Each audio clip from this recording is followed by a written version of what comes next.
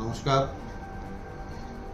আমার প্রিয় ত্রিপুরা রাজ্যের সকল স্তরের জনগণ এবং আমার খোয়াই জেলার জাতি জনজাতি সর্বোপরি জনগণের আশীর্বাদে এবং ত্রিপুরাশ্রী মায়ের আশীর্বাদ, আমার গুরুদেব বাবামণির আশীর্বাদে মোটামুটি সুস্থ হয়েছি এবং সর্বোপরি এই সুস্থতার জন্য সেখানে মন্ত্রী পরিষদ থেকে শুরু করে সকল স্তরের নেতৃত্বদের সহযোগিতা, সার্বিক মানুষের আশীর্বাদে আজকে আমি একটা সুন্দর সুস্থ পরিবেশে সুস্থ হয়ে উঠেছি এবং আগামী 5 তারিখ দুপুর 1টায় আগরতলা বিমানবন্দরে অবতীর্ণ হব এবং সকলের মাঝে আবার কাজ করার, সেবা করার সুযোগ পেয়েছি।